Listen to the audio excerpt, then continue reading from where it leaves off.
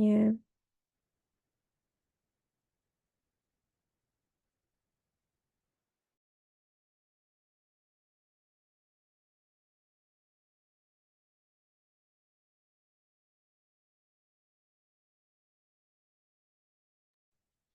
Baik, izin memulai ya Ibu. Assalamualaikum warahmatullahi wabarakatuh. Selamat pagi semuanya. Yang terhormat Ibu Titi selaku dosen pengampu mata kuliah Manajemen Operasi untuk kelas bisnis digital A. Kami dari kelompok 3 akan mempresentasikan materi mengenai metode penentuan lokasi atau location strategis untuk pertemuan hari ini. Kelompok kami terdiri dari Desma Nur Putri, Renandia Chandra Putri, Fionila Pratiwi, dan Zafira Sabrina. Untuk materi yang pertama akan disampaikan oleh rekan saya. oke, boleh stop sebentar ya. Saya mau catat dulu.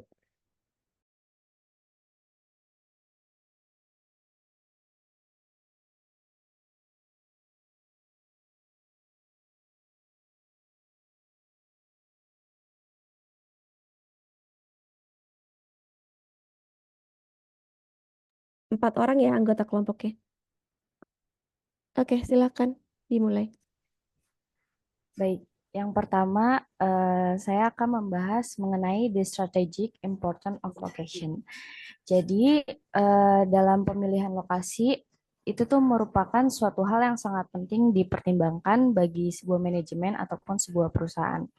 Karena dalam pengelolaan lokasi dalam bisnis itu tuh memiliki dampak yang signifikan terhadap biaya tetap ataupun biaya variabel seperti kayak biaya operasional maupun keuntungan dari perusahaan itu sendiri.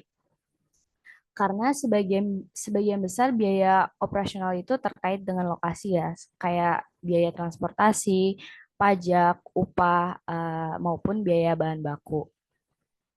Karena sebagai contoh, biaya transportasi itu bisa mencapai 25% dari harga jual produk.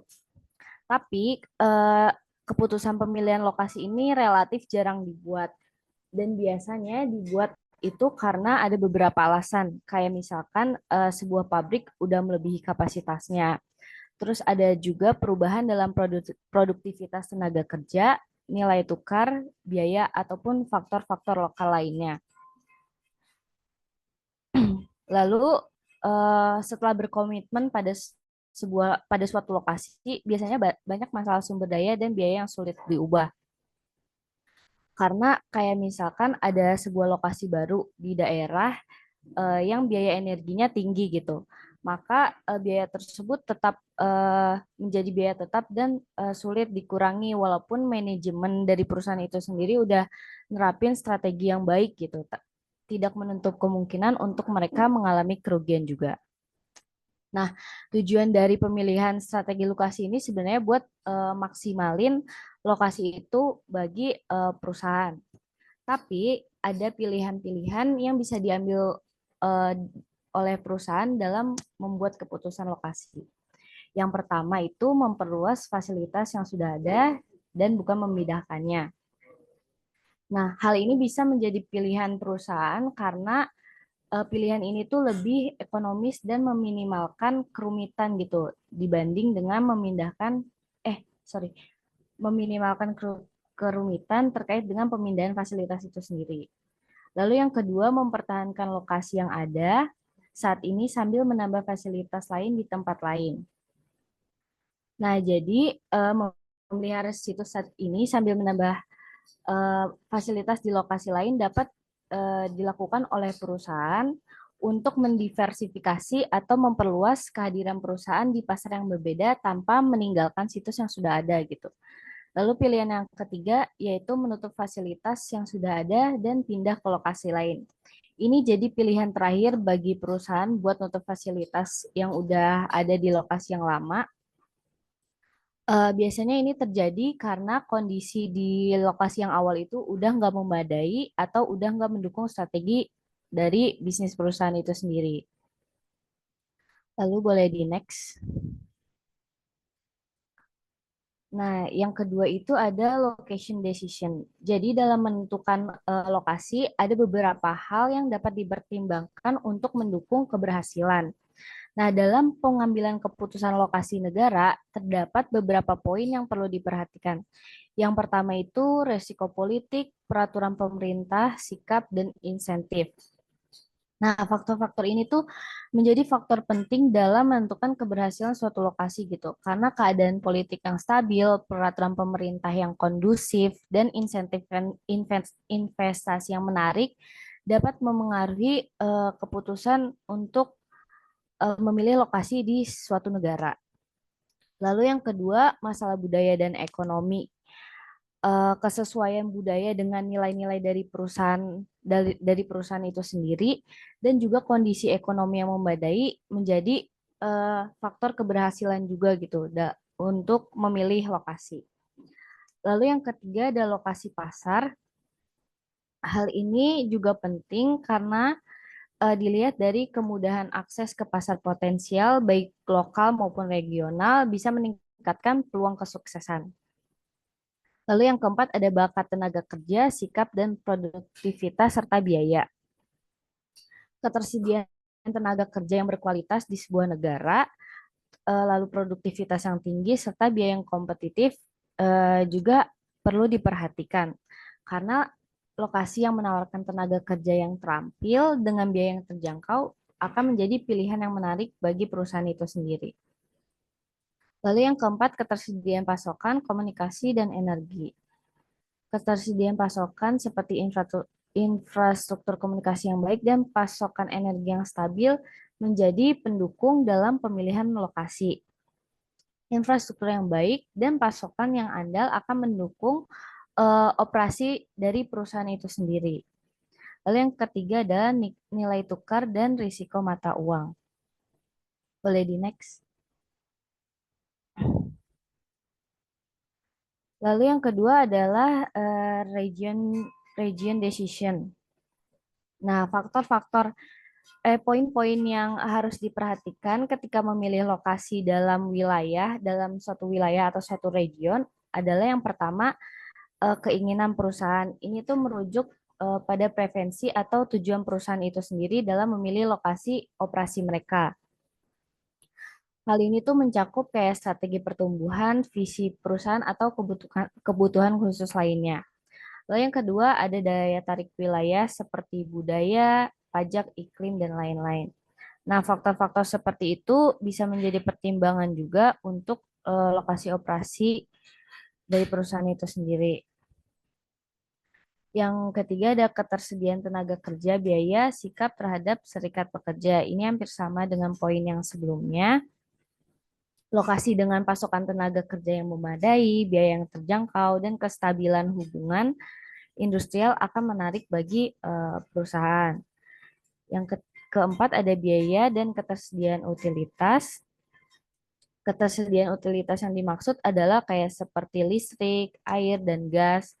Nah, dengan infrastruktur yang baik dapat mendukung operasi perusahaan secara efisien gitu. Lalu yang kelima, peraturan lingkungan negara bagian dan kota.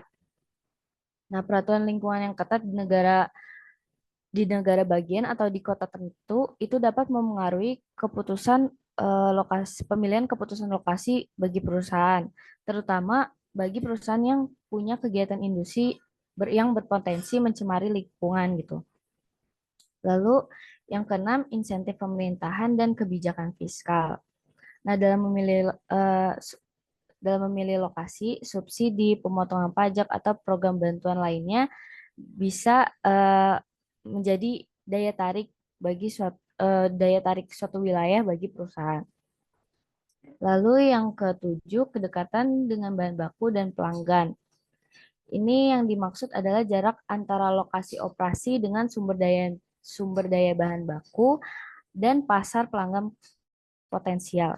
Ini menjadi hal yang penting juga karena bisa mengefisiensikan operasional dan distribusi produk perusahaan itu. Lalu yang terakhir adalah biaya tanah atau konstruksi. Ini merupakan pertimbangan secara finansial karena lokasi dengan biaya tanah dan konstruksi yang terjangkau akan membantu mengoptimalkan investasi perusahaan. Boleh di next. Lalu yang keempat adalah keputusan lokasi. Lokasi situs ini wilayah yang spesifik ya. Hal-hal yang perlu dipertimbangkan yang pertama adalah ukuran dan biaya lokasi. Ini tuh mencangkup kayak luas lahan yang tersedia, biaya pembelian atau biaya sewa tanah, serta biaya konstruksi. Lalu yang kedua ada sistem udara, kereta api, jalan raya, dan jalur air. Nah, aksesibilitas ke berbagai sistem transportasi ini juga jadi faktor atau kunci untuk menentukan keberhasilan pemilihan lokasi yang terhubung baik dengan jaringan transportasi itu bisa memudahkan distribusi produk dan pasokan. Jadi bisa mengurangi biaya logistik. Lalu yang ketiga ada pembatasan zonasi. Ini maksudnya peraturan zonasi dan perizinan lokal. Lalu yang keempat ada kedekatan layanan atau pasokan yang dibutuhkan. Ini hampir sama seperti poin nomor 2, yaitu lokasi yang dekat dengan eh, layanan penting kayak listrik, air, gas, dan layanan komunikasi bakal meningkatkan efisiensi operasional dari perusahaan itu sendiri. Lalu yang kelima adalah masalah dampak lingkungan. Jadi ketika memilih lokasi situs, perusahaan harus mempertimbangkan nih dampak lingkungan dari operasi yang mereka lakukan.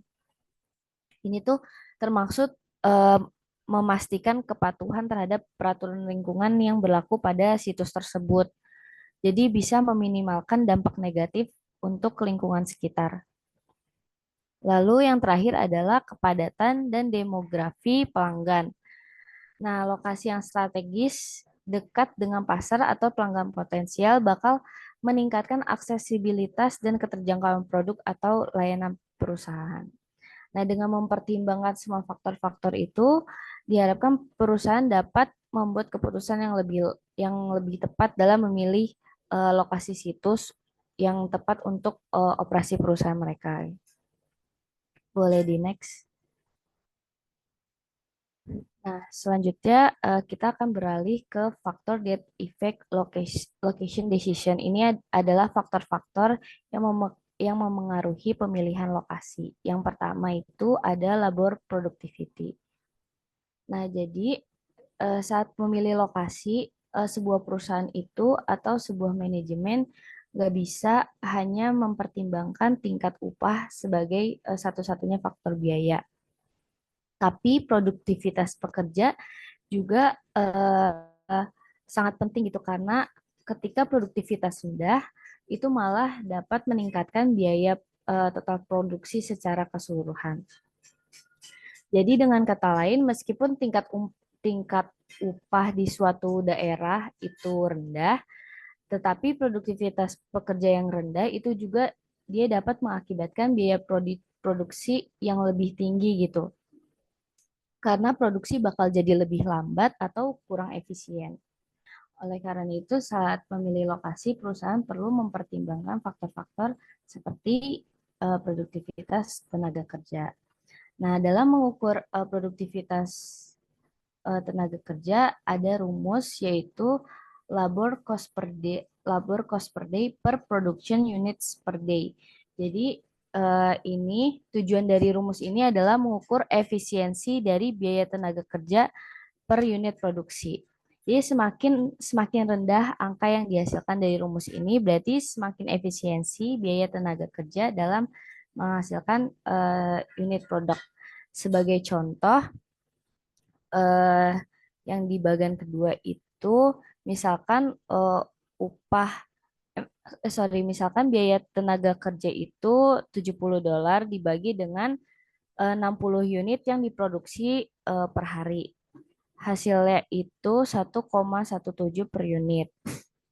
Begitupun di contoh kedua, misalkan biaya tenaga kerja per harinya itu $25 dibagi dengan 20 produk yang dihasilkan per hari, sehingga hasilnya itu 1,25 per unit. Lalu yang kedua, faktor yang memengaruhi dalam pemilihan lokasi, yaitu exchange rate dan and currency risk. Jadi, dampak yang ini tuh memiliki dampak yang signifikan terhadap struktur biaya. Karena fluktuasi nilai tukar dapat berubah gitu tarifnya dari waktu ke waktu yang bisa menyebabkan perubahan drastis dalam biaya produksi ataupun operasional perusahaan. Nah, perubahan nilai tukar juga bisa merupakan eh, perubahan nilai tukar juga memengaruhi keputusan dalam pemilihan lokasi gitu. Meskipun ada risiko dari fluktuasi nilai tukar itu sendiri, tapi ada juga potensi keuntungan yang bisa diambil dari nilai tukar yang menguntungkan.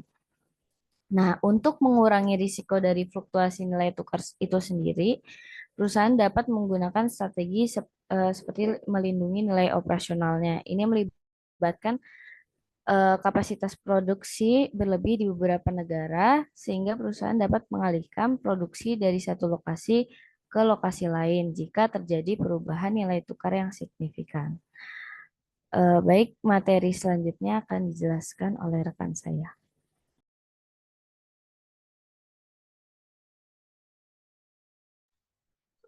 Baik, materi selanjutnya adalah faktor lain yang mempengaruhi keputusan penentuan wilayah, yaitu ada kos atau biaya.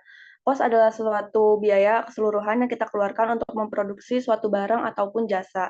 Nah, kos ini ada dua macam jenisnya, ada tangible cost dan intangible cost. Tangible cost itu adalah biaya Boleh yang bisa interupsi dilihat. sebentar ya sebelum ini apa namanya menyesatkan. Ini tangible sama intangible. Tulisannya TE apa TA? TA, Ibu, maaf. Oke. Bisa dibenerin dulu Iya. nggak? Takutnya nanti temen yang belum tahu mengiranya tulisannya seperti itu. Ya, ini di PDF, Ibu. Tapi nanti setelah selesai pemaparan materi, saya langsung kirim versi revisinya Oh, ke oke. teman-teman sekalian. Ya. Nanti di ini ya di-upload di apa namanya? Di Drive. LMS ya? Oh, baik, Ibu. LMS. Oke. Lanjut. Oke, tangible cost ini adalah sesuatu yang bisa biaya yang bisa terlihat, misalnya itu seperti utilitas, labor atau tenaga kerja. Jadi kalau misalkan suatu wilayah memiliki atau biaya tenaga kerjanya itu mahal, tentu akan mempengaruhi nantinya akan mempengaruhi suatu barang yang akan dihasilkan, harga suatu barang yang dihasilkan. Lalu ada material atau bahan baku. Kalau misalkan perusahaan yang membutuhkan bahan baku untuk memproduksi suatu barang, maka harga-harganya tentu akan harus diperhatikan karena kalau misalkan harga bahan bakunya saja sudah mahal, tentu barang yang akan dihasilkan ke depannya juga akan mahal gitu. Nah, harga bahan baku ini kan berbeda-beda setiap wilayah, jadi perusahaan bisa riset dulu harga-harga bahan baku di setiap wilayahnya dan memilih wilayah yang memang harga-harga bahan bakunya itu masuk di budgetnya seperti itu. Lalu ada pajak, tangible cost yang mempengaruhi penentuan lokasi selanjutnya itu adalah pajak. Pajak ini seperti yang kita tahu di suatu negara, di setiap negara itu beda-beda. Ada yang pajaknya itu untuk suatu perusahaan itu dikasih subsidi, pajak mempengaruhi penentuan lokasi. Bahkan dari yang saya dapat info itu, gerbang UNJ ditaruh di lokasi yang sekarang ini gerbang masuk utamanya karena katanya di situ pajaknya lebih murah daripada di gerbang yang dekat halte UNJ kayak gitu. Lalu selanjutnya ada depresiasi atau penyusutan dan ada biaya transportasi dari bahan baku atau transport of raw material. Jadi kalau misalkan harga transportasi dari pengiriman atau distribusian bahan bakunya itu mahal karena mungkin biaya tolnya yang mahal atau biaya bensin yang mahal, tentu akan mempengaruhi harga dari suatu produk yang akan dihasilkan pada akhirnya. Jadi mungkin perusahaan bisa memilih lokasi yang memang harga tolnya itu terjangkau dan biaya bensin yang dikeluarkan itu tidak terlalu bikin budget membengkak. Lalu selanjutnya ada transport dari barang yang akan dihasilkan pada akhirnya atau finished goods. Ini kayak kan kalau pabrik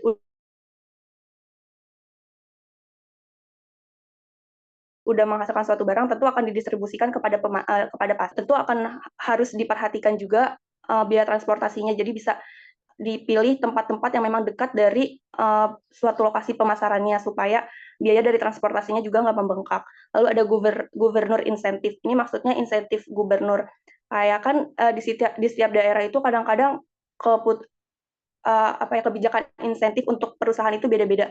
Ada wilayah yang memang mengasih kemudahan pajak atau keringanan pajak dan ngasih subsidi-subsidi lainnya untuk suatu perusahaan yang mendirikan pabrik di daerah tertentu. Tapi ada juga yang gubernurnya itu di suatu wilayah nggak memberikan insentif pajak atau memberikan insentif pajaknya itu nggak sebesar di wilayah yang lain. Tentu ini bisa dipertimbangkan kembali agar nantinya juga menguntungkan biaya atau mengefisiensikan biaya di masa yang akan mendatang. Lalu ada intangible cost. Ini tuh biaya yang tidak terlihat wujudnya gitu. Misalkan ada quality of education. Nah, seperti yang kita tahu di Indonesia ini kan memang pendidikannya agak timpang ya. Ada wilayah yang sebagian masyarakatnya itu memang udah banyak nih yang menempuh pendidikan tinggi seperti di kota-kota Jabodetabek dan lain sebagainya. Tapi ada juga wilayah-wilayah atau daerah atau provinsi yang memang masyarakatnya itu belum terlalu banyak yang menempuh pendidikan tinggi, masih kayak di pendidikannya itu masih standar SD atau SMP dan lain sebagainya. Tentu ini harus diperhatikan bagi perusahaan yang ingin mendirikan bagi perusahaan yang ingin mendirikan perusahaannya di suatu wilayah, karena kalau misalkan masyarakatnya belum menempuh pendidikan tinggi dan perusahaannya itu memilih untuk tenaga kerjanya itu punya kualifikasi yang tinggi, tentu kedepannya bakal susah dalam mendapatkan tenaga kerja. Gitu. Biaya yang dikeluarkan juga tentu akan berbeda. Lalu selanjutnya ada public transport. Ini sekarang itu perusahaan nggak cuma memikirin tentang pajak, terus biaya tenaga kerja dan lain sebagainya, tapi juga mempertimbangkan mengenai public transport atau transportasi umum. Karena kalau misalkan kayak yang perusahaannya itu bergerak di bidang mall atau entertainment, sekarang ini orang-orang kayak lebih memilih mall yang gampang dijangkau oleh transportasi publik kayak gitu. Jadi transportasi publik ini bisa jadi suatu pertimbangan yang sekarang ini harusnya mulai diperhatikan. Lalu ada community of attitude. Community of attitude itu kayak attitude masyarakat di suatu daerah, apakah attitude-nya itu bagus kayak pekerja keras, terus emang udah punya kebiasaan datangnya itu tepat waktu dan lain sebagainya. Karena kedepannya itu community of attitude akan mempengaruhi perilaku si tenaga kerja waktu mereka sedang beraktivitas. Selanjutnya ada quality and attitude of prospective employee. Dan yang terakhir itu ada quality of life variable kayak cuaca. Karena kalau misalkan perusahaannya itu bergerak di bidang yang menghasilkan suatu barang yang memang bergantung kepada cuaca, tentu itu harus sangat-sangat diperhatikan. Boleh di next. Selanjutnya faktor yang mempengaruhi itu ada political risk, value, dan kultur. Political risk ini sikap pemerintah pusat dan daerah, bagaimana respon mereka terhadap suatu peristiwa politik dan bagaimana mereka membuat suatu kebijakan itu tentu akan mempengaruhi keberlangsungan dari iklim bisnis suatu perusahaan itu sendiri, kayak apakah kebijakan yang dihasilkan dari pemerintahannya itu kebijakan yang pro bisnis atau yang menyulitkan bisnis gitu-gitu. Itu harus diperhatikan karena kalau misalkan kebijakan-kebijakan pemerintahnya ini nggak terlalu pro kepada bisnis, tentu kedepannya perusahaan itu bakal susah dalam menjalankan operasional sehari-hari. Selanjutnya ada value, bagaimana kebiasaan turnover sebuah daerah. Turnover itu kayak keluar masuknya karyawan, apakah karyawannya itu memang kayak betah di company tersebut sehingga bisa awet, jadi perusahaan itu nggak harus ngerekrut terus, dan kehadiran serikat pekerja serta peraturan libur suatu daerah juga termasuk ke dalam hal yang harus dipertimbangkan. Karena kalau misalkan negara itu mempunyai kebijakan hari libur yang banyak, tentunya kedepannya akan mengurangi hari-hari produktivitas dari pekerja itu sendiri. Lalu yang terakhir itu ada kultur atau budaya. Budaya masyarakat sekitar dalam bekerja dan berhadapan dengan birokrasi juga menjadi salah satu hal yang dipertimbangkan.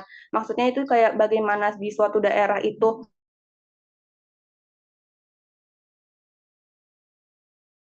tingkat suapnya dan tingkat korupsinya apakah tidak terlewatkan dalam pengambilan keputusan. Karena kalau misalkan di suatu daerah ini tingkat kebiasaan suap atau korupsinya itu masih tinggi, kayak bisa aja waktu kita nanti meminta izin untuk mendirikan bisnis atau lain sebagainya itu pemerintahnya itu lebih mendahulukan yang kita kayak ngasih uang pelicin atau uang suap gitu untuk mendapatkan suatu perizinan, dan itu mungkin ke depannya bikin apa ya, finansial perusahaan itu berat kayak gitu. Boleh di next. Oke, selanjutnya ada proximity to market atau kedekatan kepada market. Nah, hal ini tuh juga dipengaruhi oleh 3 hal, yaitu penjual produk sehari-hari. Jadi kalau misalkan perusahaan itu yang memang menjual produk sehari-hari, mereka harus mendirikan lokasinya di dekat market atau di dekat tempat pemasarannya. Ini seperti ada toko obat, restoran, minimarket, dan kantor pos. Lalu produk yang dihasilkan itu lebih berat dari bahan bakunya. Kalau misalkan produk yang dihasilkan lebih berat daripada bahan bakunya, tentu harus didirikan industrinya itu di dekat tempat pemasarannya juga. Ini contohnya ada industri perakitan, dan selanjutnya itu adalah produk yang dihasilkan adalah produk yang mudah rusak. Contohnya ada industri makanan dan minuman. Oleh karena itu harus didirikan di tempat yang memang jangkauannya lebih dekat daripada jangkauannya lebih dekat kepada tempat pemasarannya. Ini kayak contohnya itu ada Coca-Cola. Coca-Cola kan ada yang botolnya itu dari beling ya. Nah, itu harus didirikan pabriknya itu di dekat tempat pemasarannya, karena kalau misalkan terlalu jauh, lebih memungkinkan untuk produk-produknya itu rusak, dan jadinya di masa yang akan datang juga tentunya akan rugi. Boleh di next. Oke, selanjutnya akan dijelaskan oleh rekan saya. Terima kasih. Baik, sebelumnya mohon maaf, apakah suara saya terdengar? Terdengar. Siapa tadi? Renan ya? Kedengaran Renan?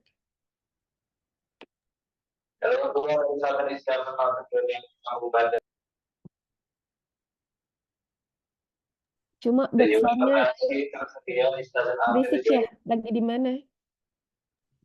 Iya Ibu, ini lagi di stasiun juga. Oke, bisa cari tempat yang mungkin agak tenang. Bisa dimulai ya Ibu. Ya, enggak. Nah, di saat ini Bisa ada, bisa open cam nggak? Renan ya? ya Ibu, Bisa on cam? kalau misalnya on cam kayaknya suara saya jauh deh Bu. Oke, bisa dicoba dulu nggak?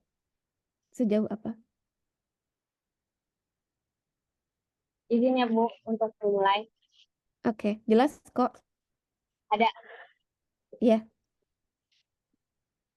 baik di slide ini ada proximity to suppliers atau kedekatan dengan pemasok, di mana perusahaan memilih lokasi yang dekat dengan bahan mentah atau pemasoknya. Nah, hal-hal yang membuat perusahaan memilih lokasi tersebut itu antara lain karena perusahaan itu memproduksi barang yang mudah rusak, terus juga lalu juga perusahaan yang terkendala dengan biaya transportasi. Lalu yang terakhir juga ada produksi massal atau perusahaan yang memproduksi produk secara terus-menerus atau secara cepat. Lalu contoh dari bahan yang mudah rusak di sini ada pabrik susu atau toko roti yang dimana mereka harus berdekatan.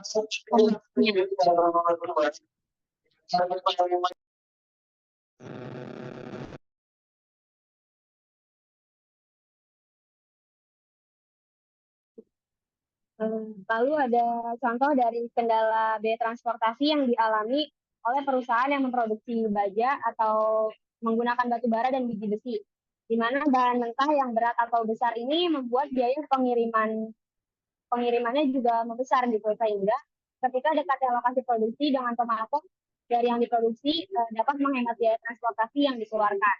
Lalu produk massal atau sesuatu yang diproduksi secara terus-menerus harus berdekatan dengan pemasok karena kebutuhan dari bahan mentah yang diperlukan secara cepat seperti sabun, instan, makanan kaleng, bahkan dibuat kendaraan. Bisa di next.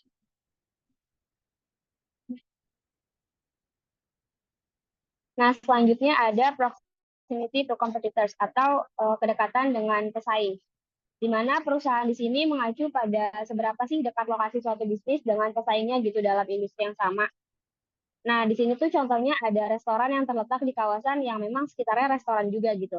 Tapi restoran tersebut nggak semata-mata untuk mendirikan restoran dalam kawasan industri tersebut.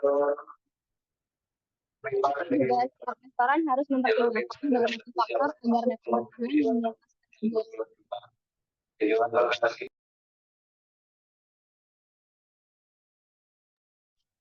Nah, faktor di sini adalah pricing strategy, lalu juga ada marketing tactics, ada differentiation, dan customer experience.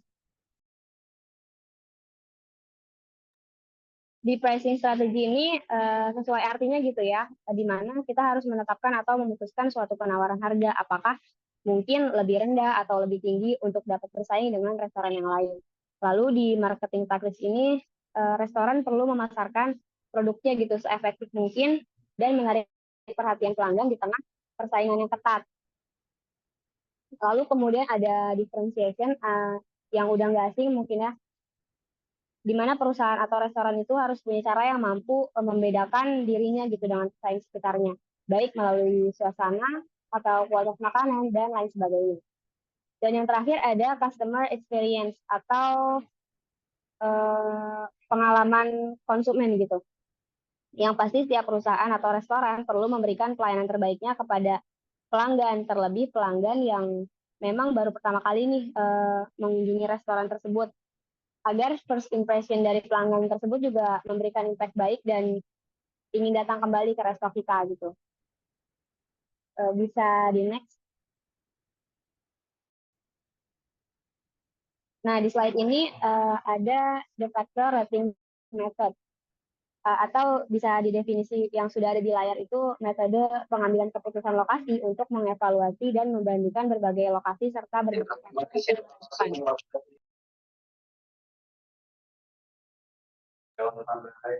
Nah, untuk memutuskan suatu lokasi ini dalam mendirikan suatu perusahaan, perlu nih adanya langkah-langkah yang sudah di situ, yaitu ada identifikasi faktor kritis, pemberian bobot pada tiap faktor, lalu pemberian skor pada tiap faktor juga, kemudian menghitung total skor dan analisis sensitivitas, di mana kelimanya memiliki hubungan yang kesinambungan gitu. Dari mulai dalam pemilihan lokasi, kita memerlukan adanya faktor kritis, di mana dalam faktor kritis itu mencakup seperti biaya sewa, aksesibilitas, kecocokan lingkungan, persaingan, dan kebijakan pemerintah setempat gitu. Lalu setelah kita mengidentifikasi faktor dengan kritis, kita perlu masing-masing faktor untuk kita berikan bobot berdasarkan tingkat prioritasnya. Di sini, di tingkat ini, kita dapat mencerminkan seberapa pentingnya faktor tersebut dalam mencapai tujuan bisnis. Lalu langkah yang ketiga, kita perlu memberikan skor untuk tiap faktornya. Dan yang keempat, menghitung atau mengakumulasikan faktor dengan bobot sebagai prioritas kita gitu. Lalu yang kelima ada analisis sensitivitas. Ada nggak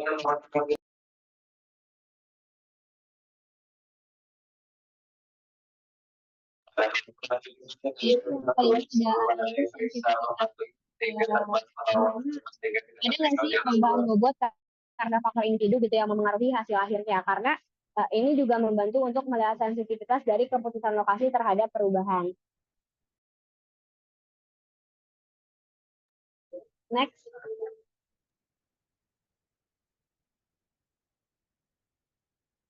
Bisa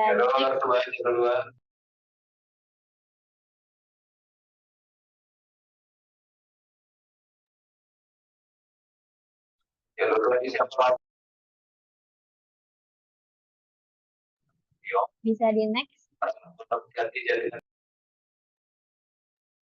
Baik, metode yang selanjutnya yaitu locational cost volume analysis. Merupakan metode analisis biaya volume yang digunakan untuk lokasi industri. Nah, di sini terdapat 3 langkah analisis biaya volume lokasi. Yang pertama, tentukan biaya tetap dan biaya variabel untuk masing-masing lokasi. Yang kedua, plot biaya untuk masing-masing lokasi dengan biaya pada sumbu vertikal dan volume tahunan pada sumbu horizontal. Yang ketiga, pilih lokasi dengan total biaya terendah untuk volume yang diharapkan. Next.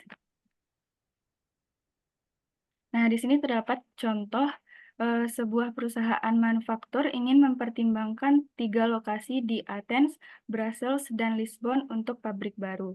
Nah, perusahaan ini ingin menemukan lokasi yang paling ekonomis dengan perkiraan volume per tahunnya yaitu 2.000 unit dan harga jual sebesar $120. Nah, di sini terdapat rumus untuk mencari total cost sama dengan fixed cost ditambah variable cost dikali volume. Nah, di sini sudah diketahui biaya tetap dan biaya variabel dari masing-masing lokasi.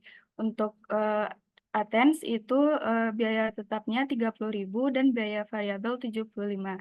Sehingga total cost-nya yaitu 30.000 ditambah 75 dikali 2.000. Hasilnya 180.000. Untuk kota Brussels diketahui biaya tetapnya 60.000 dan biaya variabel 45, sehingga didapatkan total cost-nya 150.000. Dan untuk kota Lisbon diketahui biaya tetap sebesar 110.000 dan biaya variabel 25. Total cost-nya sama dengan 160.000. Nah, di sini terdapat titik persilangan antara Athens dan Brussels dengan persamaan 30.000 ditambah 75x sama dengan 60.000 ditambah 45x. 75x dikurang 45x itu sama dengan 30x. 60.000 dikurang 30.000 sama dengan 30.000, sehingga x-nya didapat 1.000. Nah, ketika volume yang diproduksi kurang dari 1.000, maka lokasi yang sebaiknya dipilih itu adalah Athens. Nah, untuk titik persilangan dari Brussels dan Lisbon, itu persamaannya yaitu 60.000 ditambah 45x sama dengan 110.000 ditambah 25x. 20x sama dengan 50.000. Sehingga x-nya sama dengan 2.500.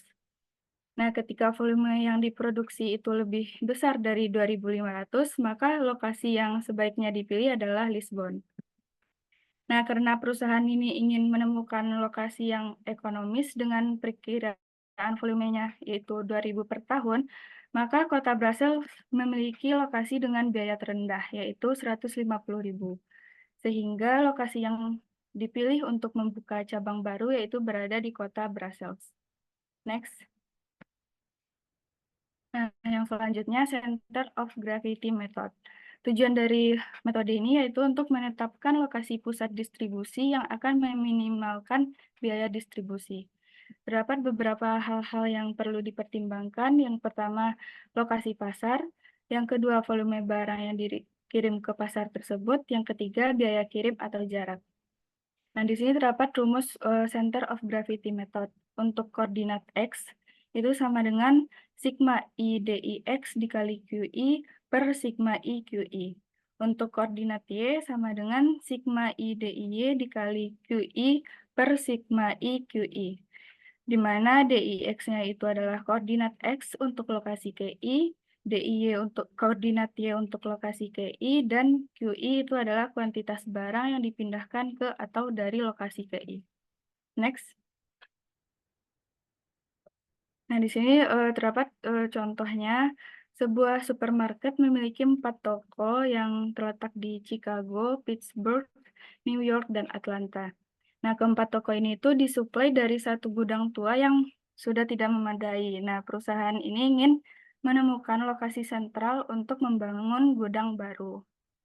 Nah, di sini sudah diketahui titik koordinat dari masing-masing lokasinya. Untuk Chicago yaitu koordinat X 30 dan koordinat Y 120.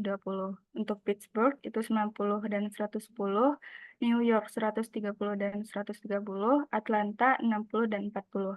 Dan diketahui kuantiti atau jumlah kontainer yang dikirim per bulan untuk Chicago itu sebesar 2.000, Pittsburgh 1.000, New York 1.000, dan Atlanta 2.000. Nah, dengan menggunakan rumus tadi, kita bisa mencari lokasi sentral untuk masing-masing koordinat. Untuk koordinat X itu rumusnya jumlah koordinat X dikali dengan kuantitas pengiriman dibagi dengan jumlah kuantitas. Nah, untuk kuantitas X dari Chicago itu 30 dikali dengan kuantitinya 2000 ditambah 90 dikali 1000 ditambah 130 dikali 1000 ditambah 60 dikali 2000 dibagi dengan jumlah kontainer yang dikirim per bulan sehingga didapatkan hasil yaitu 66,7.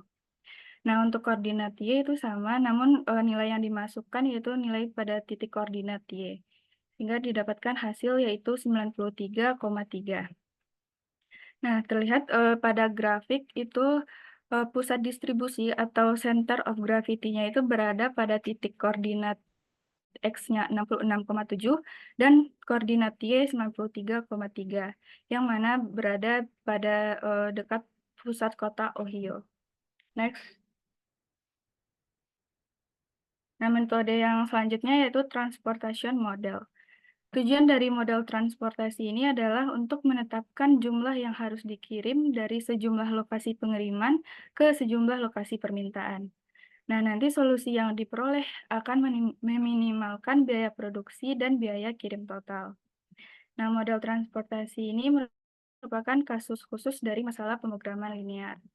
Nah, terdapat contoh kasusnya yaitu Volkswagen merupakan produsen mobil terbesar ketiga di dunia yang merasa untung dapat menempatkan pabriknya di seluruh dunia dengan jaringan pasokan sebanyak 61 pabrik di Eropa dan 9 negara di Amerika, Asia, dan Afrika. Next.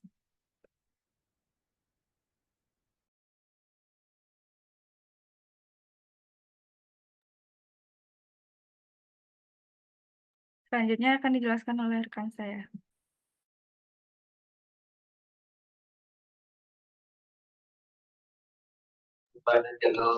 Baik, selanjutnya ada service atau proses perencanaan yang digunakan perusahaan untuk mengoptimalkan penentuan lokasi dalam memposisikan layanan agar mampu mencapai target pasar.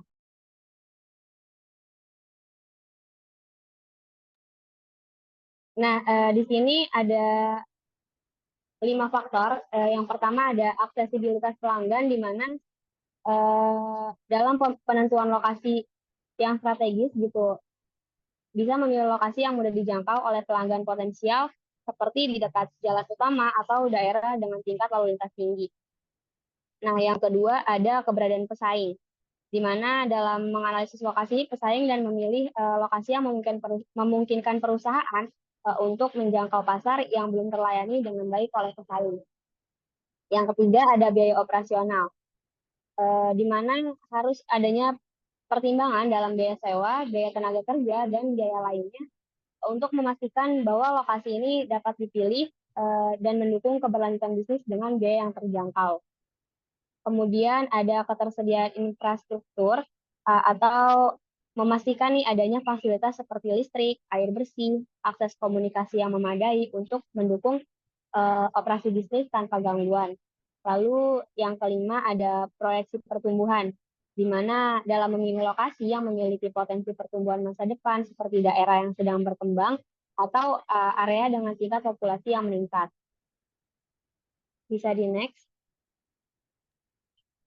Selanjutnya yang terakhir yaitu Geographic Information Systems atau GIS, merupakan alat pendukung keputusan untuk analisis lokasi. Nah, dalam GIS ini terdapat basis data yang tersedia. Yang pertama itu data sensus terperinci seperti wilayah industri atau padat penduduk. Yang kedua detail peta. Yang ketiga utilitas seperti bangunan, transportasi, dan jaringan komunikasi. Yang keempat, keperluan fitur geografis seperti dataran, dekat pantai, dan dekat bukit. Nah, yang terakhir, lokasi layanan utama seperti perbankan, pusat pemerintahan, dan ekspedisi. Selain itu, GIS ini juga digunakan untuk menganalisis faktor-faktor yang mempengaruhi lokasi dengan 5 elemen untuk setiap tempat. Yang pertama, daerah pemukiman. Yang kedua, toko eceran. Yang ketiga, pusat kebudayaan. Yang keempat, kejahatan kriminal. Dan yang kelima, pilihan transportasi. Nah, contoh dari penerapan JIS ini itu terdapat pada perusahaan penerbangan menggunakan JIS untuk mengidentifikasi bandara mana yang paling efektif untuk melakukan jasa landasan.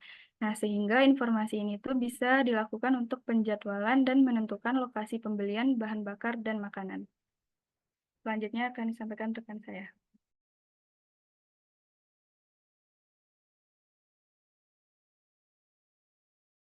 Baik, pembahasan terakhir yaitu summary. Jadi dapat kita simpulkan bahwa yang pertama, lokasi dapat menentukan hingga 50% dari biaya operasional. Jadi hal ini menunjukkan bahwa pemilihan lokasi itu memiliki dampak secara signifikan terhadap biaya operasional sebuah perusahaan. Jadi memilih lokasi yang tepat dapat membantu perusahaan buat mengurangi biaya operasional mereka hingga 50%. Yang kedua, lokasi merupakan elemen penting dalam menentukan pendapatan untuk perusahaan jasa, retail, ataupun profesional. Jadi lokasi itu tidak hanya memengaruhi biaya operasional, tapi juga memengaruhi pendapatan dari perusahaan. Karena lokasi yang strategis dapat meningkatkan daya tarik dan ketersediaan perusahaan bagi pelanggan sehingga berpotensi untuk meningkatkan pendapatan. Lalu yang keempat, perusahaan industri perlu mempertimbangkan biaya berwujud dan tidak berwujud. Biaya berwujud dan tidak berwujud itu seperti lokasi, biaya transportasi, pajak, dan juga ketersediaan tenaga kerja. Dan yang terakhir, analisis variabel untuk organisasi jasa, retail, dan profesional. Dengan adanya analisis terhadap berbagai variabel, termasuk daya beli dari suatu wilayah, persaingan, iklan, dan promosi, kualitas fisik lokasi, dan kebijakan operasi, ini membantu mereka memahami lingkungan pasar dan menyesuaikan strategi untuk memilih lokasi yang pas untuk perusahaan itu sendiri. Baik, sekian presentasi dari kelompok kami. Jika ada yang ingin ditanyakan, bisa langsung raise hand.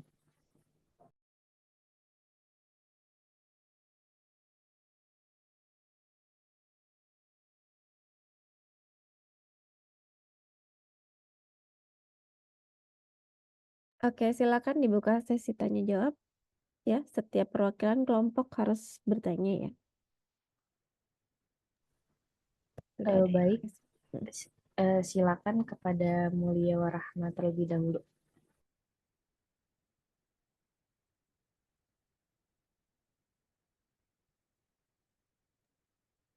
Baik, terima kasih untuk kelompok 3 atas pemaparan materinya. Izin bertanya, untuk peran teknologi seperti apa yang dapat memperkuat atau merubah strategi lokasi dalam operasi manajemen? Terima kasih. Baik, terima kasih untuk pertanyaannya ditampung terlebih dahulu ya. Untuk penanya kedua, Imelda boleh langsung ditanyakan. Baik, terima kasih kepada kelompok 3 yang sudah memaparkan materinya. Izin bertanya, apakah ada perbedaan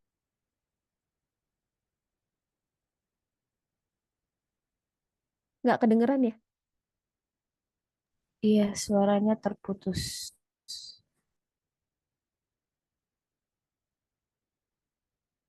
Boleh diulang siapa tadi nanya? Imelda ya? Iya, Bu Imelda. Imelda? Oh, koneksinya keputus Imelda. Mohon maaf, terima kasih kepada kelompok 3 atas pemaparan materinya. Izin bertanya, apakah ada perbedaan dalam strategi lokasi pada industri manufaktur dan industri layanan? Jika ada, tolong jelaskan. Terima kasih. Oke, good. Baik, terima kasih Melda. Selanjutnya silakan Siti Holifah. Baik, terima kasih atas kesempatannya. Saya ingin bertanya untuk kelompok 3, mengapa keputusan terkait lokasi dianggap salah satu keputusan terpenting yang diambil oleh perusahaan? Terus, apa konsekuensi jika perusahaan membuat keputusan lokasi yang kurang tepat? Terima kasih. Baik, terima kasih Siti Holifah atas pertanyaannya. Apakah ada lagi yang ingin bertanya ataupun menanggapi presentasi dari kelompok kami? Baik, silakan Najwa. Najwa.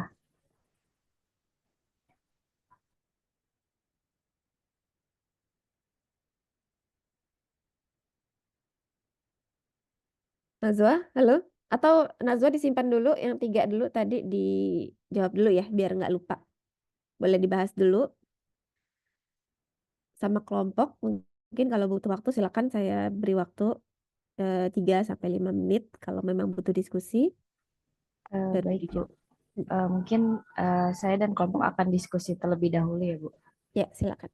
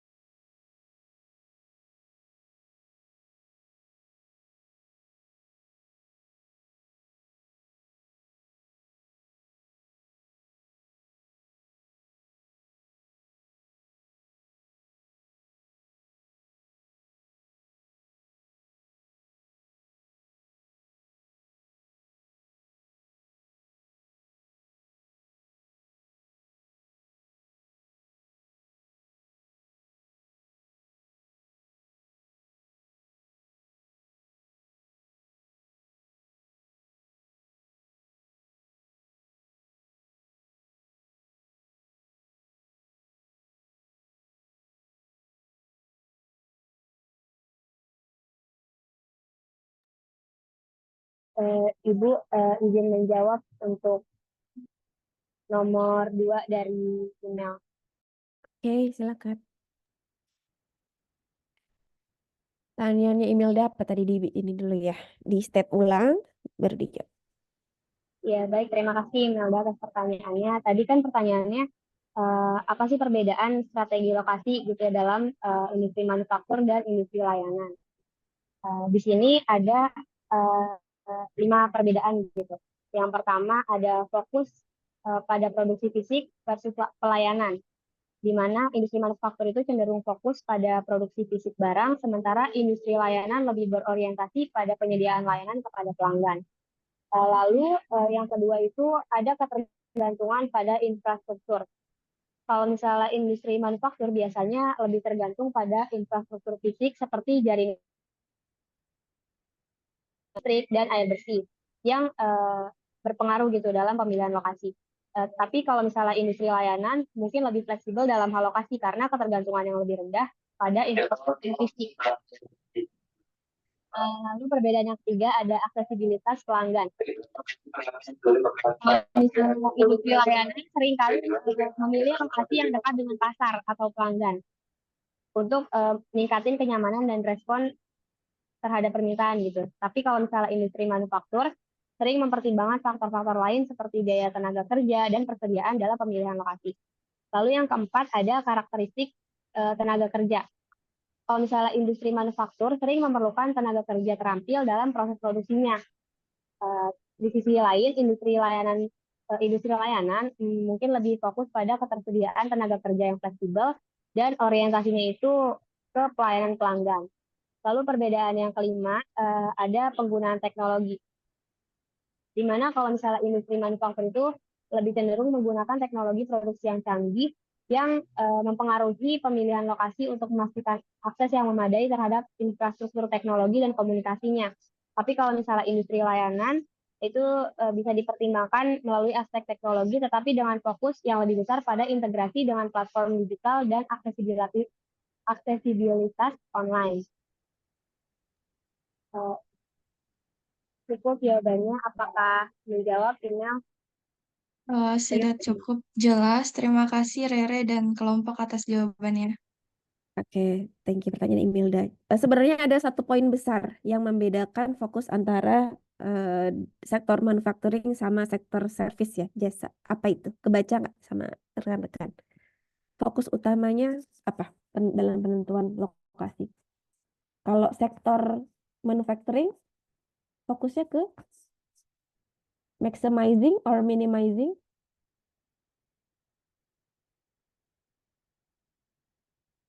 Baca nggak? Ada poin utamanya di situ. Itu tadi sudah bagus yang dijelaskan sama Renan ya, apa di breakdown sebenarnya dari poin besar tersebut. Nah, tapi ini ada poin besarnya nih. Kalau di sektor manufacturing, fokusnya adalah ke minimizing cost, ya. Jadi meminimalisir biaya, ya. Bagaimana cara memproduksi barang ya dengan biaya yang paling sedikit gitu ya, paling murah, ya. Tapi kalau di sektor jasa, bukan minimizing cost. Fokusnya apa? Maximizing,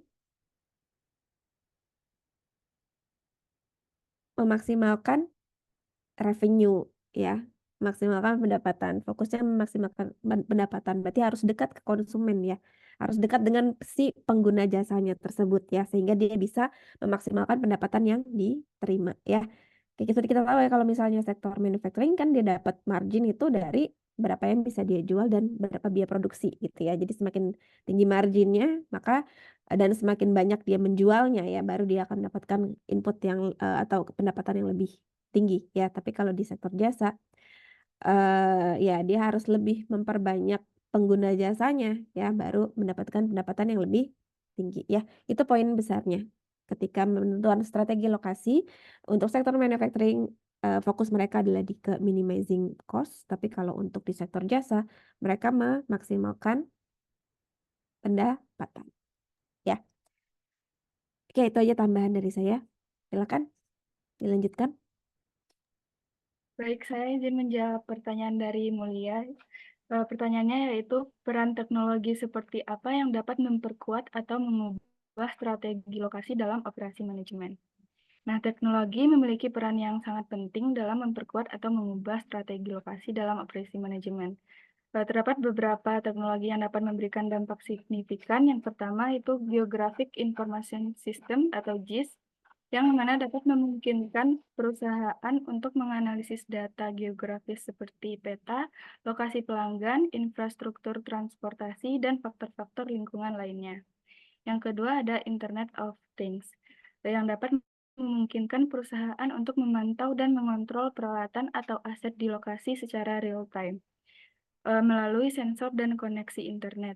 Nah, hal ini dapat memungkinkan manajer operasi untuk mengoptimalkan penggunaan aset, mengurangi waktu henti, dan meningkatkan efisiensi operasional. Yang ketiga ada analisis data dan big data. Teknologi analisis data dan big data ini memungkinkan perusahaan untuk mengumpulkan, menyimpan, dan menganalisis volume data besar dengan kecepatan yang tinggi. Nah, dengan menganalisis data yang relevan seperti pola pembelian pelanggan, preferensi geografis, dan tren pasar, perusahaan dapat mengoptimalkan lokasi operasi mereka untuk meningkatkan penjualan dan kepuasan pelanggan. Apakah sudah menjawab, Mulia? Sudah terjawab, makasih. Makasih, Vio.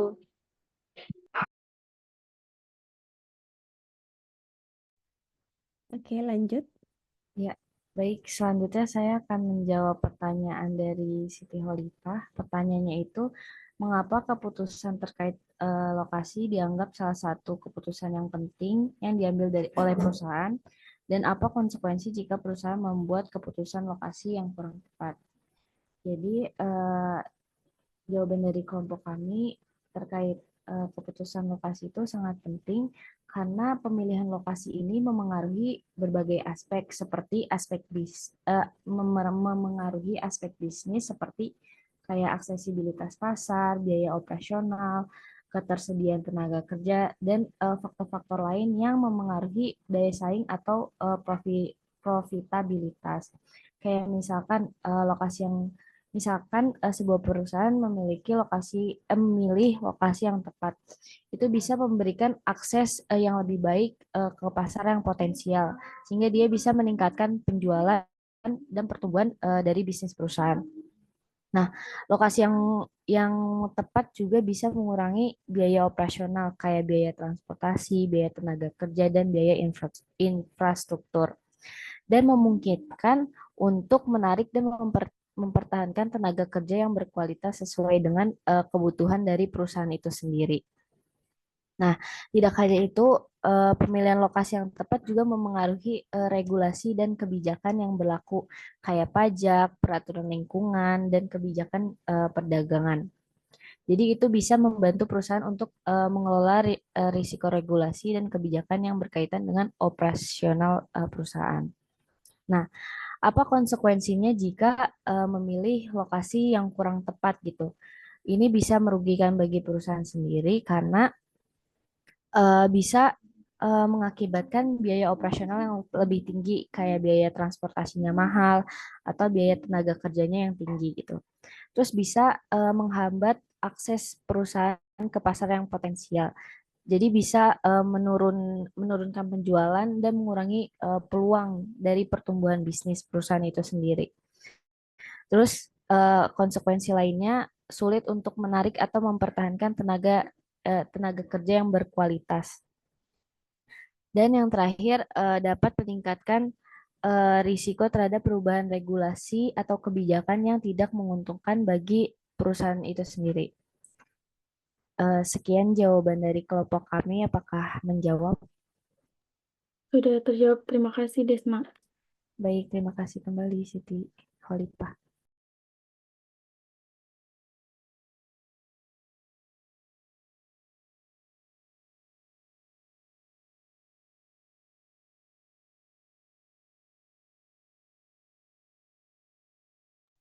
Baik, Adam, boleh jika ingin bertanya. Tadi Nazwa dulu. Nazwa udah nanya belum? Nazwa belum, Bu.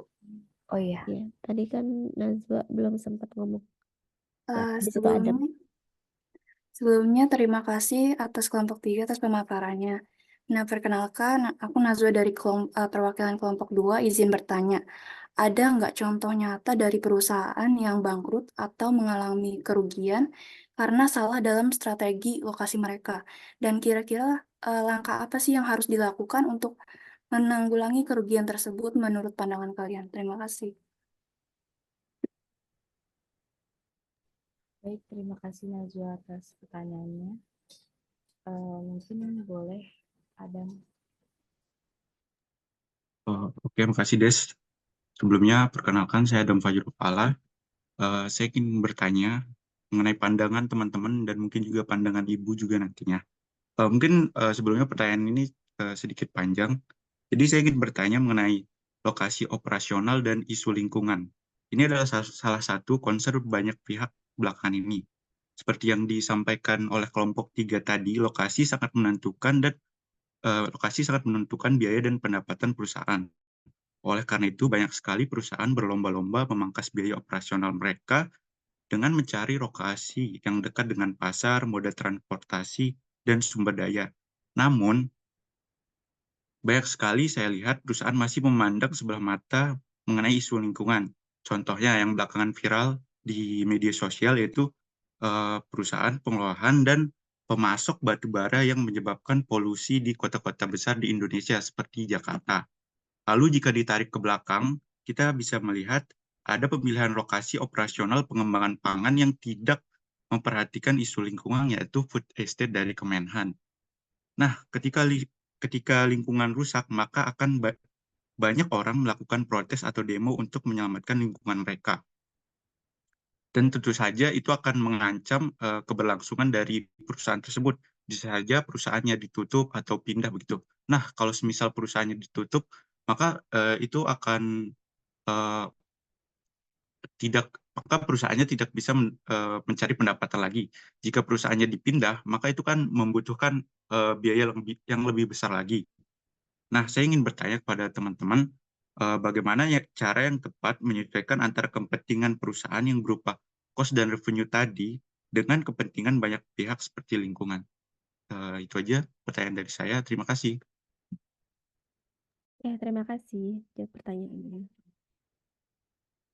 Ada. Masih ada nggak kelompoknya? Nah, oh, iya. 2, 3. Udah 6 ya?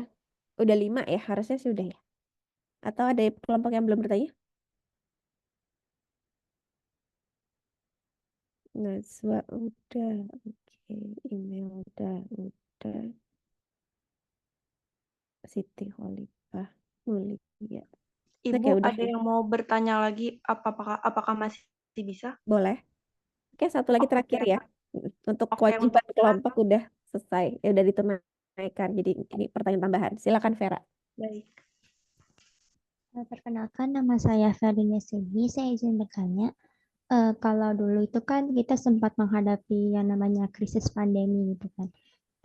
Kalau menurut kelompok satu, bagaimana perusahaan itu menyesuaikan strategi lokasi operasi mereka untuk tetap bisa beroperasi secara efisien walaupun saat itu sedang terjadi krisis pandemi. Terima kasih.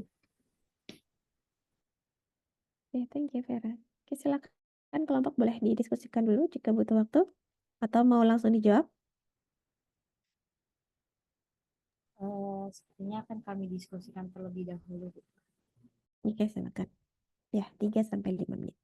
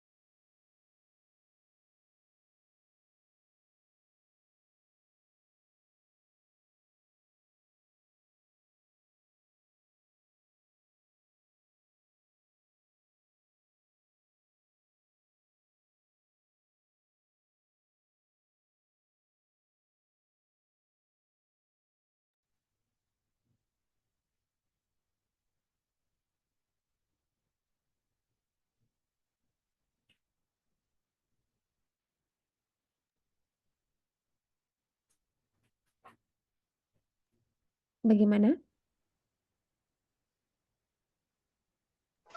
Baik, Ibu, saya izin jawab yang pertanyaan dari Adam terlebih dahulu. Silakan Zafira. Adam bertanya mengenai bagaimana cara yang tepat untuk menyesuaikan antara kepentingan perusahaan berupa cost atau biaya dengan revenue atau pendapatan dengan kepentingan kelestarian lingkungan. Jadi, untuk menyesuaikan antara kepentingan perusahaan dalam hal biaya dan pendapatan dengan kepentingan kelestarian lingkungan ini memerlukan pendekatan dari berbagai sisi yang mempertimbangkan berbagai faktor juga. Contohnya ini ada beberapa cara yang tepat untuk menyesuaikan kepentingan tersebut. Yang pertama, bisa melakukan analisis total cost of ownership atau TCO. Dengan melakukan analisis TCO ini bisa membantu perusahaan dalam memperhitungkan biaya lingkungan secara komprehensif, termasuk biaya tersembunyi yang mungkin terkait dengan dampak lingkungan dari kegiatan operasional. Ini juga dapat membantu dalam pengambilan keputusan yang lebih baik antara biaya awal dan biaya variabel. Selanjutnya yang kedua itu ada investasi dalam efisiensi energi dan sumber daya. Mengadopsi teknologi yang praktik dan yang lebih efisien ini secara energi dan sumber daya dapat membantu perusahaan dalam mengurangi biaya operasional jangka panjang juga sambil mengurangi jejak lingkungan atau jejak karbon mereka. Ini termasuk ke dalam investasi dalam peralatan yang lebih efisien, manajemen limbah yang lebih baik, dan penggunaan energi yang terbarukan. Lalu selanjutnya bisa dilakukan dengan keterlibatan dengan pemangku kepentingan. Dengan melibatkan pemangku kepentingan seperti komunitas adat, pemerintah, dan juga organisasi lingkungan dapat membantu perusahaan dalam memahami lebih baik dampak operasional mereka terhadap lingkungan dan menyesuaikan praktik mereka sesuai dengan kebutuhan yang lebih luas. Jadi dalam pengambilan keputusan itu perusahaan juga perlu melibatkan komunitas adat dan juga komunitas lokal agar dalam praktik mereka produksi sehari-harinya itu nggak merugikan mereka. Selanjutnya ada juga mengadopsi standar dan sertifikasi lingkungan, seperti mengkaji AMDAL dan mendapatkan sertifikasi lingkungan seperti ISO 14001. Ini adalah sertifikasi yang mengkaji mengenai dampak lingkungan atau dapat juga mengadopsi standar tertentu dalam membantu perusahaan mengelola dampak lingkungan mereka dengan lebih efektif sambil meningkatkan reputasi dan juga kepercayaan pelanggan. Jadi kalau misalkan kita mengadopsi standar dan sudah melakukan analisis AMDAL itu tentu masyarakat lokal juga lebih percaya kepada perusahaan kita. Selanjutnya, dengan menggabungkan pendekatan ini, perusahaan dapat mencapai keseimbangan yang tepat antara kepentingan biaya, pendapatan, dan juga kelestarian lingkungan, dan juga menghasilkan manfaat yang lebih berkepanjangan dan juga berkelanjutan bagi semua pihak yang terlibat.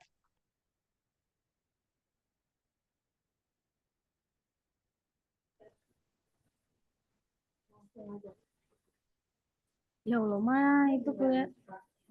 Oke, gimana Adam ya? Udah? Oke, Jawabannya udah terjawab, Bu. Ya. Terima Oke. kasih Zafira dan teman-teman kelompok 3. Baik, terima kasih Adam. Selanjutnya, saya ingin menjawab yang pertanyaan Nazwa mengenai apakah ada contoh nyata dari toko atau perusahaan yang bangkrut karena salah memilih lokasi, dan bagaimana cara mengatasinya. Ini contohnya ada perusahaan Barbie yang mendirikan flagship-nya mereka di Cina. Sebelumnya mereka sudah mendirikan di Amerika dan itu tuh berhasil. Tapi ketika mereka mendirikan flagship mereka di Cina, ini tuh nggak berhasil atau nggak berkepanjangan gitu bisnisnya, cuma bertahan selama 2 tahun. Hal ini tuh dikarenakan karena kalau di Amerika Barbie itu udah menjadi lifestyle gitu. Mereka tuh menganggap Barbie itu orang yang independen dan berpendidikan gitu. Sementara kalau di Cina itu Barbie itu kayak dianggapnya tuh manusia, bukan manusia, kayak cuman boneka yang feminim gitu. Jadinya nggak bertahan lama di Cina. Padahal flagship mereka itu udah lengkap banget, interiornya bagus dan lain sebagainya. Untuk menangani ini sebenarnya bisa dilakukan dengan cara untuk menangani hal tersebut sebenarnya bisa melakukan beberapa langkah seperti mengevaluasi ulang, meninjau kembali faktor-faktor yang mempengaruhi keputusan lokasi dan mengidentifikasi area-area di mana keputusan awal mungkin kurang tepat. Lalu dengan cara memindahkan lokasi atau diversifikasi. Jika memungkinkan, pertimbangkan untuk memindahkan operasi ke lokasi yang lebih strategis, yang sesuai dengan lifestyle mereka, atau mendiversifikasikan bisnis ke lokasi yang lebih menguntungkan. Selanjutnya juga bisa dilakukan meningkatkan efisiensi operasional. dengan fokus pada peningkatan efisiensi operasional untuk mengurangi biaya dan meningkatkan daya saing, meskipun dalam lokasi yang mungkin kurang optimal. Lalu, inovasi produk atau layanan. Dengan berinovasi dalam produk atau layanan untuk menarik pelanggan dan mengimbangi dampak negatif dari lokasi yang kurang strategis. Selanjutnya bisa melakukan analisa pasar yang lebih mendalam nih. Lakukan analisa pasar yang lebih mendalam untuk memahami preferensi pelanggan dan tren pasar di wilayah yang dipilih. Jadi sebelum mendirikan lokasi itu nggak cuma memikirkan mengenai keuntungan dan juga pajak-pajak dan lain sebagainya, tapi juga perlu memahami mengenai tren pasar dan juga preferensi pelanggan. Apakah sudah terjawab, Nazwa? Iya, sudah. Makasih, Zaf. Oke, terima kasih kembali, Nazwa.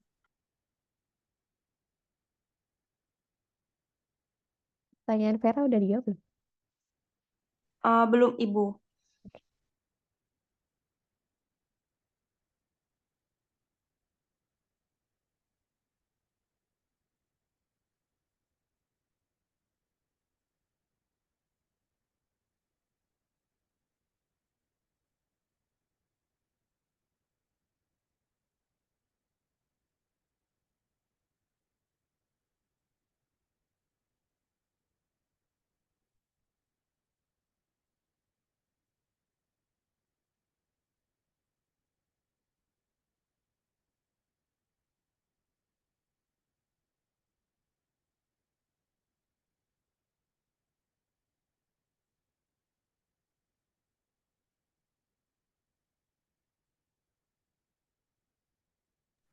Baik, saya akan mencoba menjawab pertanyaan dari Vera. Pertanyaannya itu tadi bagaimana perusahaan menyesuaikan strategi operasi mereka dalam keadaan pandemi. Nah, jadi kayak yang kita tahu semasa pandemi itu kan kita dikasih kebijakan oleh pemerintah untuk work from home. Nah, jadi kebijakan work from home itu bisa kita lihat itu bisa menjadi strategi operasi sebuah perusahaan karena dengan kemajuan teknologi informasi dan komunikasi di masa pandemi saat itu menjadi salah satu alat bagi perusahaan-perusahaan.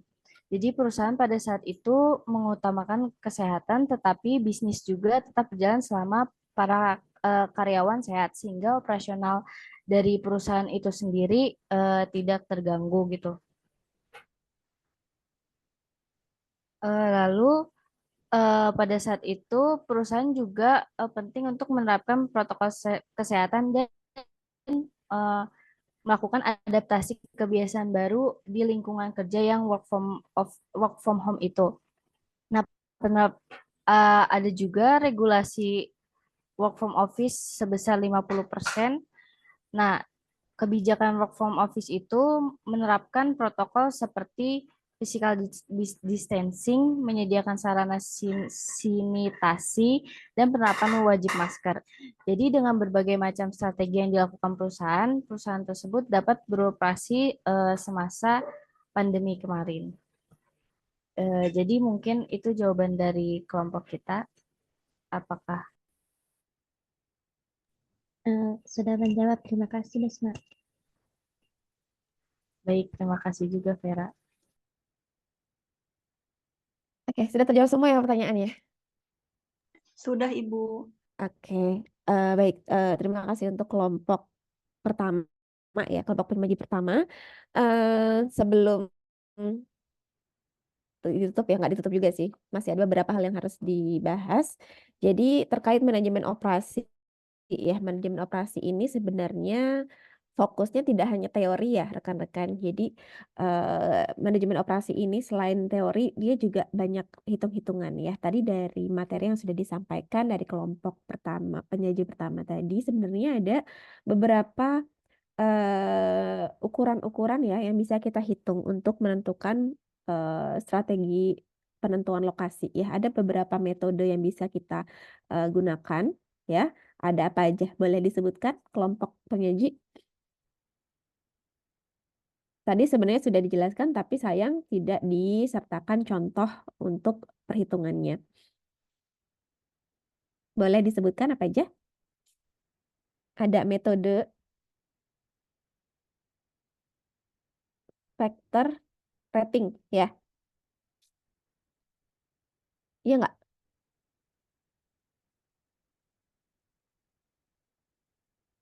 Metode pemeringkatan vektor. Terus ada lagi metode analisis Vocational cost volume analysis. cost volume analysis atau break-even analysis ya. Hmm. Oke, ada apa lagi?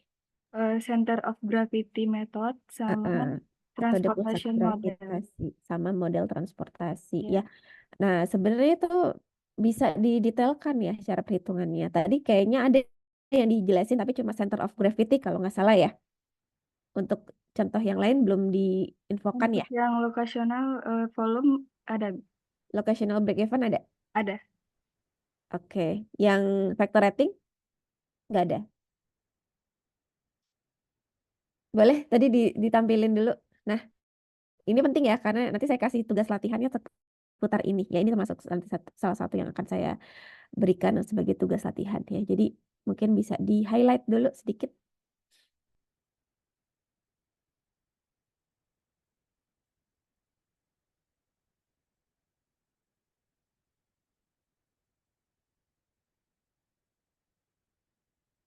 Nanti saya akan ngasih latihan seputar tentang penentuan lokasi berdasarkan metode factor rating, cost volume analysis, sama center of gravity deh. Ya, itu aja 3.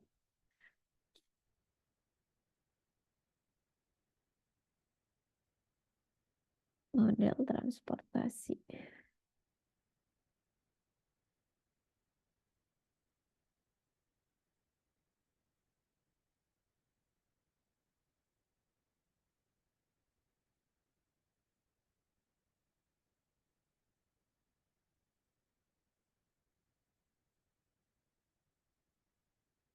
Oke, oke, ini udah dijelasin ya. Berarti yang ke factor rating boleh minta tolong dijelaskan sedikit gitu, biar nanti teman-teman ada bayangan ketika mengerjakan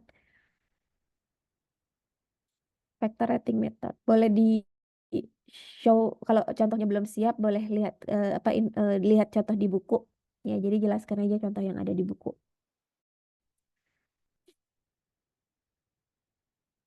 Biar teman-teman ada bayangan, nanti ketika mengerjakan latihan, oh, cara mengerjakan seperti ini. Kurang lebih punya bayangan lah. Nanti kalau nggak paham mereka ya harus baca sendiri ya, baca ulang sendiri.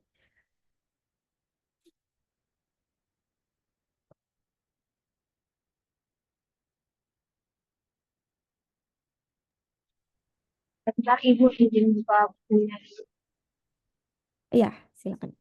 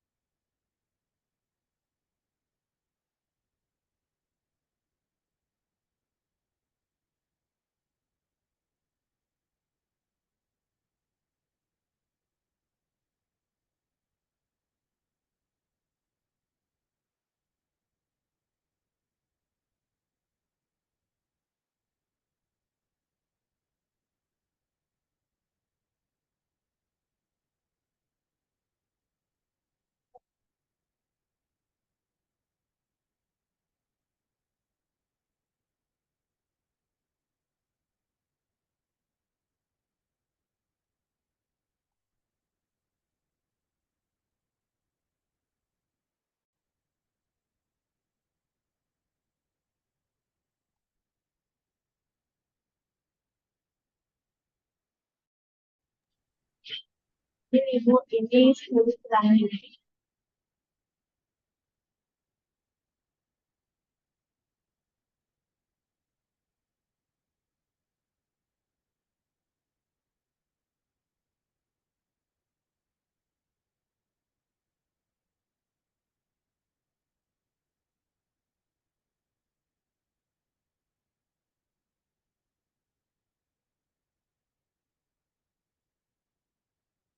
Oke, boleh dijelaskan bagaimana ya? Tadi kan ada metodenya, ya, ada langkah-langkahnya. Coba diaplikasikan di contoh ini sebenarnya caranya gimana sih? Tadi pertama adalah menentukan apa? Dalam factor rating method.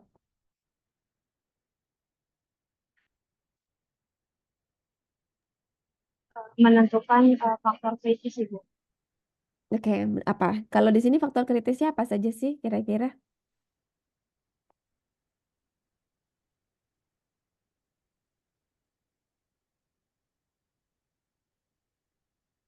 Di pintu di pintu di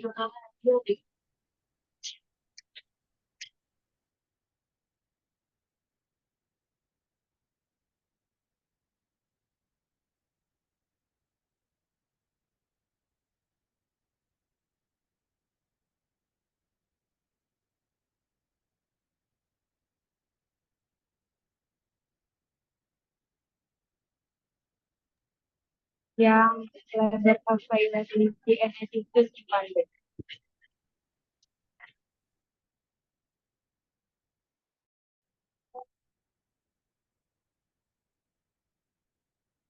Ya, Yang level availability and attitude dependent. ya. Jadi pertama analisis dulu faktor-faktor yang penting ya. Nah, faktor-faktor yang ada di situ itu yang sudah tergiven ya. Jadi sebenarnya faktor-faktor ini tergantung ya, tergantung dari perusahaannya. Nah, kalau di situ udah given tuh ya, faktor-faktor pentingnya ada labor availability and attitude ya. Jadi kesediaan si tenaga kerjanya sama perilaku dari tenaga kerjanya ya, itu merupakan faktor kesuksesan yang dianggap sebagai faktor penting dari kesuksesan dari suatu penentuan lokasi. Terus people to car ratio ya. Terus per capita income ya, struktur tax, struktur perpajakan, education and health. Yaitu ada 5 faktor, 1, 2, 3, 4, 5 ya. Ya, ada 5 faktor. Nah, setelah itu dari kelima faktor itu dilakukan pembobotan.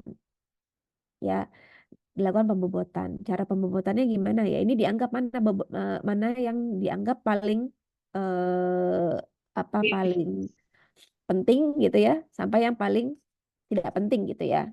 Dilakukan pemeringkatan pembobotan. Kalau dilihat dari pembobotannya mana yang paling tinggi?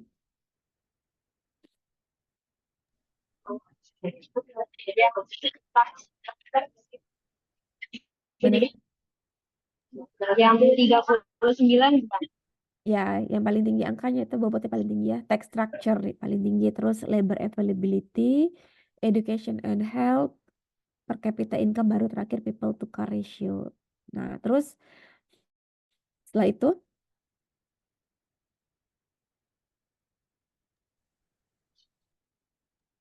Ya, lakukan. Setelah itu apa namanya? Pemberian skor. Setelah Ya. pembobotan di Pemberian skor di masing-masing lokasi ya. Ya, dikasih nilai nih. Kalau di Prancis berapa, di Denmark berapa ya, dikasih scoring. Labor availability-nya berapa nih kalau di Prancis, dinilai 70, di Denmark 60 ya. Terus people to care ratio-nya di Prancis 50, di Denmark 60 ya. Dan selanjutnya habis digituin, habis di scoring dari per daerah, dilakukan akumulasi perkalian dari skor sama pembobotan skor ya. Pembobotan skor berarti dikalikan antara bobotnya dengan scoring per negaranya ya, atau per lokasinya. Oke. Ya. Setelah dilakukan scoring dan juga pembobotan, baru diakumulasi ya. Setelah diakumulasi Prancis 70,35, di Denmark 68. Nah, terus jadi yang lebih baik yang mana? Ya, di France. Recommend the location with the highest point score, ya. Jadi yang direkomendasikan adalah yang skornya paling tinggi ya, karena kan tadi kita membobotkan key suksesnya itu dari yang paling penting kan, ya. Jadi yang bobotnya paling tinggi itu yang dipilih, ya. Oke, ada yang mau ditanyakan?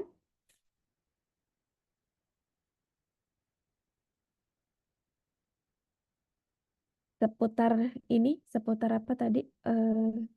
Factor rating method, bisa ya? Sepertinya kalau teknisnya sih mudah ya. Kalian misalnya udah dapat angka gitu, udah given faktornya, terus bobotnya, pasti udah bisa ngerjain ya, karena mudah, hanya lakukan pembobotan ya. Nah, terus keputusannya gimana ya? Setelah udah ada angkanya, keputusannya seperti apa? Oke, nanti saya kasih latihan untuk 3 metode tersebut ya, factor rating method, volume cost analysis, dan satu lagi tadi metode pusat gravitasi ya, atau center gravity method. Nah, itu tugas nanti untuk minggu depan, nanti saya post di LMS. Terus satu lagi tugas kelompok ya. Jadi tugasnya kelompok ya, yang hitung-hitungan tadi kelompok, yang berikutnya kelompok, cuma yang ini saya kasih waktu mungkin agak lama ya, 2 minggu boleh. Jadi teman-teman satu kelompoknya ya, silakan ya cari barang yang ada di dekat kalian ya.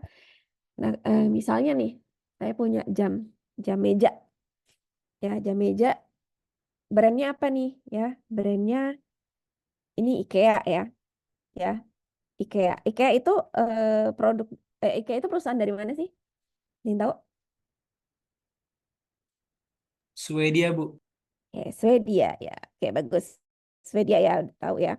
Nah, dia kan brandnya dari Swedia. Nih, tapi jam ini kalau saya lihat made in-nya made in China ya, made in China. Nah, nanti teman-teman juga silakan ya, putuskan, pilih satu barang yang rekan-rekan miliki di satu kelompok, satu barang aja ya. Pilih, sepakati ya, yang kalian punya aja gitu ya. Terus nanti paparkan ya, perusahaan tersebut asalnya dari mana ya. Berasal dari mana perusahaannya, terus nah dia memproduksi barang tersebut di mana gitu ya, made in mana barangnya ya. Jadi kayak gitu kan, perusahaan dia asal dari Swedia tapi ternyata dia produksinya di Cina. Nah, habis itu analisis ya, kalian lakukan studi pustaka ya, browsing, googling boleh ya, mau cari di referensi buku mana aja silakan, cari tahu analisis strategi pemilihan lokasi produksinya dia itu, kenapa gitu ya, kenapa dia pilih lokasi tersebut untuk tempat dia melakukan produksi atau manufacturing ya. Nanti karena kalian teman-teman ini kan dari bisnis digital kan ya, nanti presentasinya dibuat dalam bentuk video, nggak usah lama-lama ya, 5 menitan aja.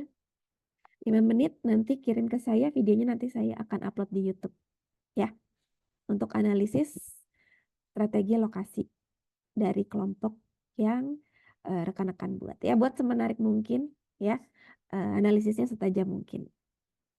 Saya kasih waktu 2 minggu, cukup nggak? Cukup lah ya, nggak usah lama kok, videonya 5 menit aja paling lama, bisa ya.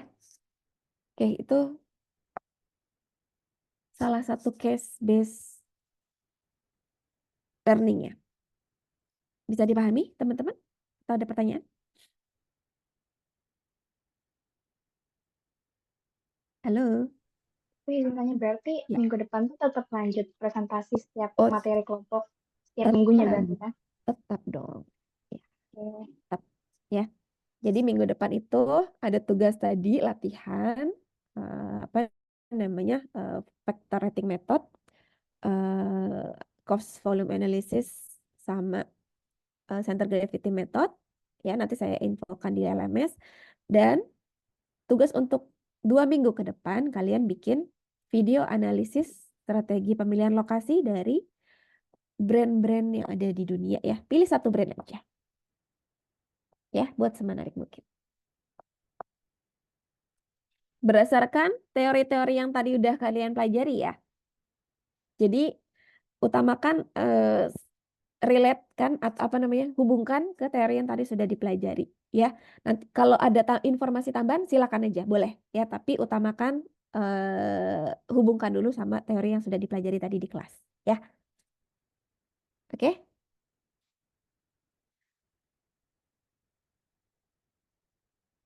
Oke, masih ada pertanyaan? Waktunya tinggal 1 menit. Ya, kalian ada kelas lainnya? Nggak ada ya? Baik, jadi mungkin kalau nanti ada pertanyaan tambahan silakan diajukan lewat Aulia, lewat Aulia ya. Baik, rekan-rekan, saya cukupkan pertemuan kita hari ini. Terima kasih atas partisipasinya hari ini ya, kalian cukup aktif.